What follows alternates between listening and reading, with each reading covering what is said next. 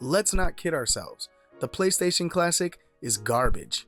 That's why you could pretty much find these things for dirt cheap anywhere. But the mod scene is alive and well for this console. And you can actually do some really cool stuff with these things. And that's what I'm going to be doing today. Today I'm going to make an AutoBleem build packed full of PlayStation 1 games, N64 games, and a few Dreamcast games. Only high-end emulation, and we're going to turn this sad excuse of a mini console into an absolute beastly powerhouse. And I'm going to show you guys how to do it. So let's jump right in. So we're going to need a few things first. Obviously, we're going to need a PlayStation Classic. Secondly, we're going to need a decent USB thumb drive, one that's actually compatible with this system. Now, I've tried a few USB drives, and I've had mixed results. But the one that always seems to work is the SanDisk Cruiser Blade. Every time I've used this thing, and I've done this to quite a few PlayStation Classics already, it's always worked. So I'll put a link to this specific thumb drive in the description below. And once you got those two things, we're ready to get started. So the first thing we're going to do is head over to AutoBleem's GitHub page and download the latest version of AutoBleem. Scroll down and you'll see a lot of different builds that are available. The one that we're going to be downloading is version 0.60B3 Retro Boot. We want the Retro Boot package because it has all the emulators that we're going to need for this build. It's kind of an all-encompassing deal, and it just makes everything a lot easier. So go ahead and download that and be patient while it downloads. So once it's done downloading, you'll be left with a zip file for AutoBleem 0.60, or whichever the latest version might be at the time you're watching this video. You're going to go ahead and right-click and extract the contents of the zip file to its own folder.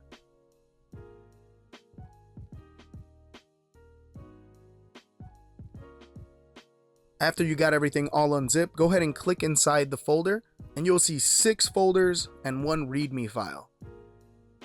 There'll be one folder with a bunch of numbers and letters, one folder that says AutoBleem, another folder that says Games, another folder that says RetroArch, another folder that says ROMs, another folder that says Themes, and a README file. This is pretty much AutoBleem. If you were to drag and drop this onto your USB flash drive, you would have successfully installed AutoBleem onto your PlayStation Classic. It's really that simple. But this is where we're going to do all our work. So from this point, we're going to go ahead and set it up so that the Dreamcast games actually run on this thing. To get Dreamcast emulation to work, you will need a Dreamcast BIOS. Now, I can't tell you guys where to get a Dreamcast BIOS, but if you type it in Google, you should find it pretty easily. The Dreamcast BIOS consists of these two files, dc_boot.bin and dc_flash.bin. Once again, I can't tell you guys where to get these, but they're very easy to find.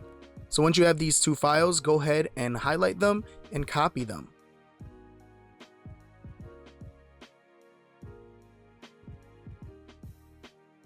Then from the root of our AutoBleem Retro Boot build, go ahead and click the RetroArch folder, and then click inside the folder that says System.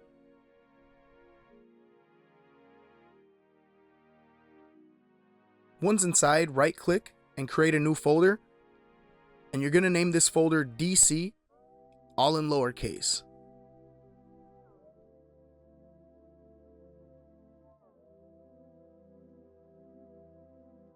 Click inside the DC folder and paste those two files right inside this folder.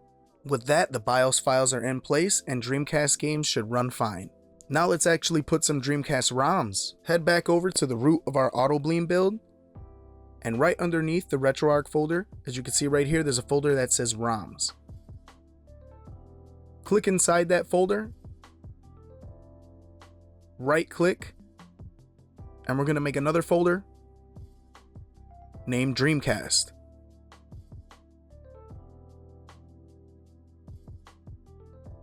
Now here are a few Dreamcast games I pulled from my Dreamcast library.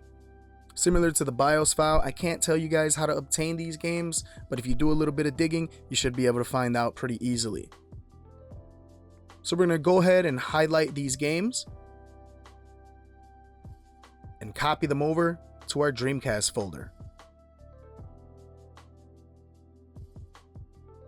Now we're going to head back to our root folder, that folder that contained the 6 folders and the 1 README file, Then we're going to go back into the ROMs folder. Right now there should only be a folder that says Dreamcast where we just placed our Dreamcast games. Now we're going to make another folder and title this folder N64.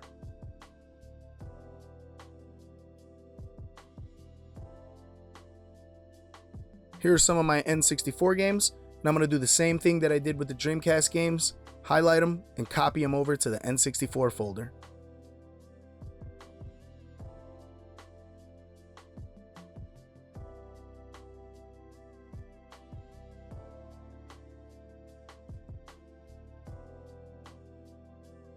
Once that's all done, go ahead and head back to the root folder. And this time we're going to go inside the folder that's titled Games.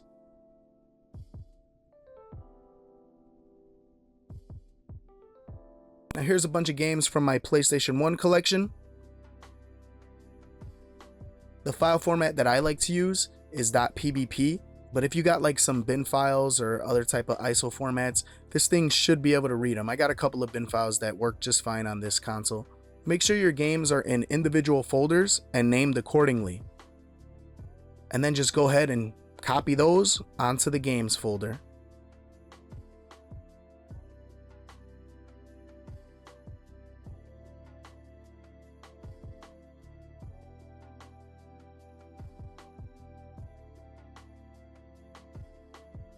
Now it's time to grab that thumb drive and make sure that it's formatted properly. Go ahead, put in the thumb drive, find it on your computer, and right click it. Select Format.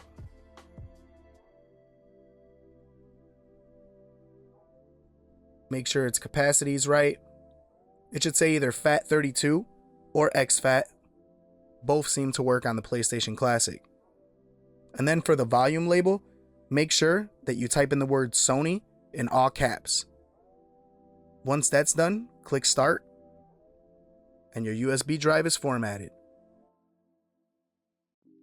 Now we're going to head back to the root of our AutoBleem folder, and you're going to take all 6 folders and the one README file and just drag them onto the USB thumb drive. This could take a while depending on how many games you added. So just be patient and let it do its thing. Once that's done, we're going to take our USB drive and head over to our PlayStation Classic. Now make sure you do things in this order. Attach a controller to controller port 1. Put the USB thumb drive in controller port 2. And then connect the HDMI cable in the back. And then lastly, connect the power cable. You should see the amber and green light flashing a bunch of times on the console. That's a good sign.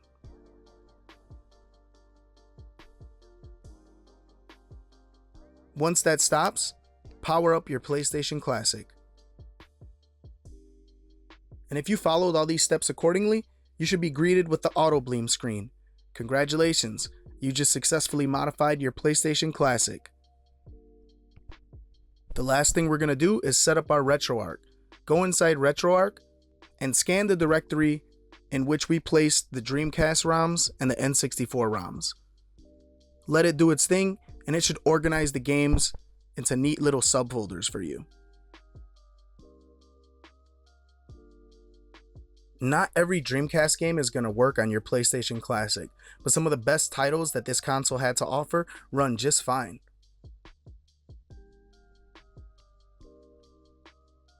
It mainly struggles with some high-end 3D graphic games, but most are definitely playable.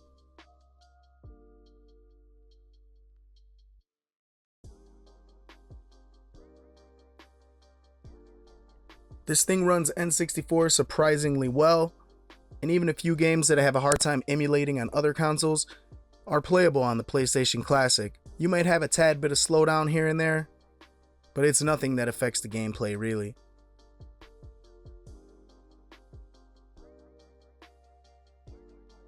I find it ironic that something that was so disastrously bad can be so damn good when you mod it. Honestly, I feel like this thing isn't worth buying unless you decide to mod it.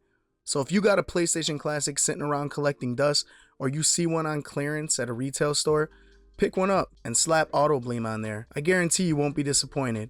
Until next time, this is Ness, signing out.